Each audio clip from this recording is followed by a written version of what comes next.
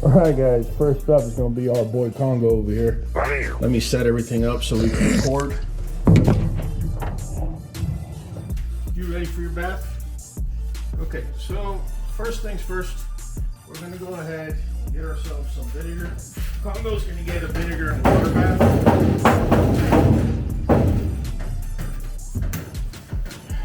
So, yeah, he gets really excited.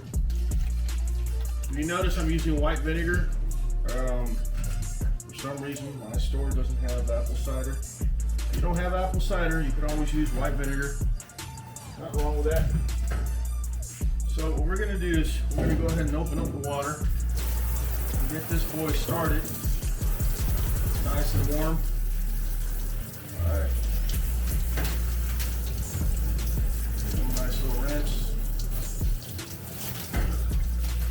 Good boy, Poppy. Damn! You want to make sure the water gets down all the way to the coat, man. Yeah, I need him to do that. So you guys seen the water trough video where we showed you. Go ahead and pour vinegar on her, and it's all over. Okay. How we're gonna go ahead and bathe our dogs with different things such as the chlorhexidine, the vinegar, and also the iodine. So basically today with Congo, he's just getting a vinegar bath. This is white vinegar, right? We're making sure it gets in everywhere, man. The reason you want to do a vinegar bath is mostly if you have a dog that simply you're bathing every 2 weeks, you don't have too many issues, maybe a little ear infection here and there. Vinegar is actually very good for that.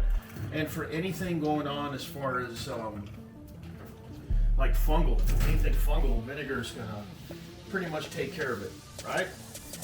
So we went ahead, like I said, so pretty much we just added the water, then we added the vinegar.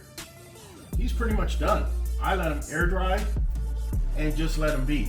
You're gonna notice that the strong vinegar smell may be around for a couple of hours, and then it's just gonna lift, and then the dog is gonna be completely odorless. So pretty much that's it for the vinegar bath. There you have him, guys. You be the judge. Let me know if you think he looks clean to you. Water rinse. That's all I had to put into him, and look what you get. I mean, the colors just pop right out. So Chanel has very sensitive skin. I don't know if you guys can tell. You probably can't from your point of view, but ever since she came here, we assessed her immediately.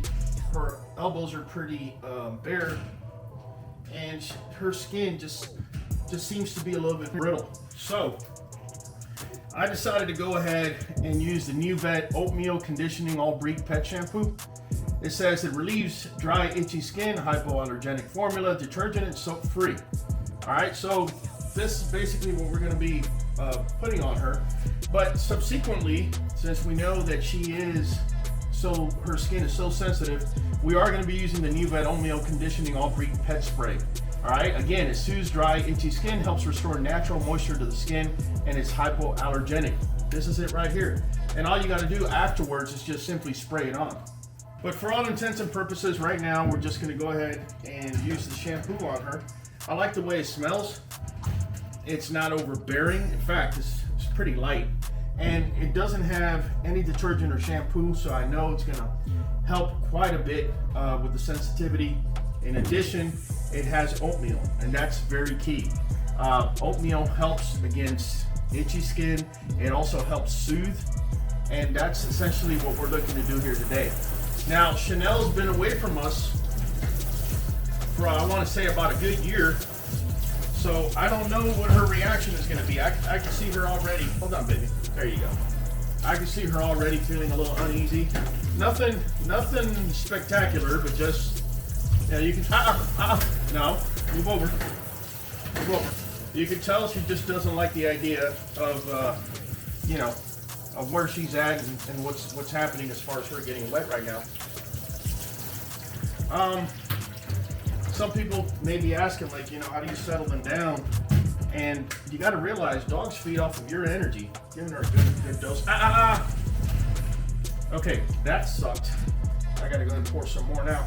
All right, so basically dogs are going to feed off of your energy. That's how they communicate. Their tail, their ears, the way they look at you, the energy, right? The energy that they not only are able to project, but also the one that's coming in. That energy is what's gonna let your dog know if you feel it's a high stress situation or not. Always talk to your dogs in a calm way. You know, this way, if you ever did have to raise your voice at them because there was incoming danger or anything, then at that moment they realize that you're, pretty much turning it up. If you're always yelling at your dog, it's gonna get to a point where they're just gonna simply ignore you. Move back, sweetheart. Okay? They're gonna just simply ignore you because you're always just yelling at them. Nothing gets a dog to turn off its hearing of you and what you want from them than you yelling at them all the time. So we need a little bit of water there. I'm gonna let it sit so it can do its thing, right? You gotta let it sit just a little bit so that it can do what it's meant to do, right? And so the 5 minutes have passed, and we're gonna go ahead and give our girl a nice rinse. Hold on, baby. See how I'm talking to her? If I start raising my voice or whatever, she may start freaking out.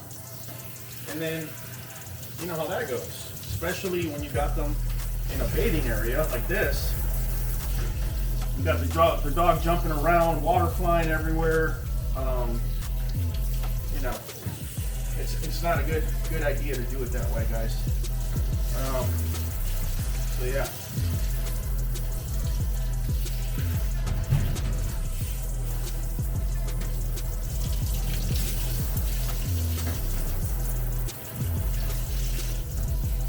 Try not to get it in the ears.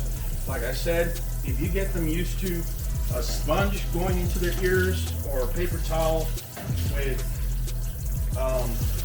alcohol and vinegar,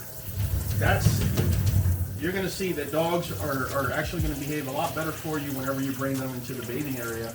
Especially dogs that have had their ears cropped like Chanel. You put water in there and it's going straight in all the way. So you don't want to do that because then also you heighten the possibility of having an ear infection, right? Or some sort of fungal infection that ends up affecting the ears as well. So I've had some of you write to me and ask me, like, what does this little setup cost? And I'm talking about just the bathing area. Honestly, I think it came out to less than $1,000. I think might have been just right at $1,000. We really like it because it's very practical. And it's easy to set up. And once the dogs get used to it, I can tell you guys, once the dogs get used to it, it's game over.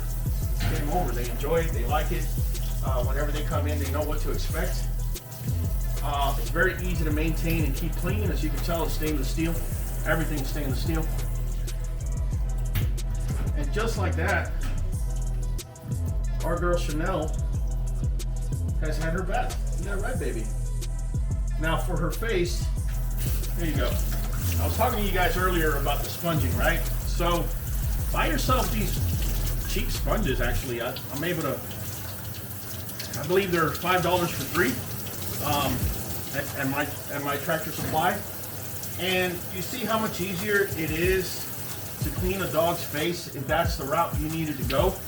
Also, if you needed to go into the dog's ear, make sure you take as much water off of it as you can, and you go into the ear with the sponge.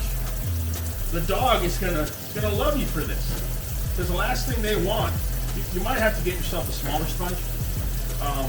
I can tell already Chanel's not liking this too much. She's been away from us for years, so forgive her. But your dog is gonna love you for not pouring water straight to its face or ears, for that matter. So here you go, Chanel. Yeah. So you get some of soap, and then you could rinse it off. The dogs usually are not going to give you a hard time with it, man. It's really that simple. That's simple.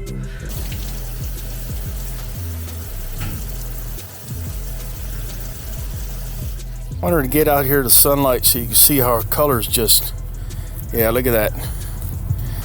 Real nice, real nice.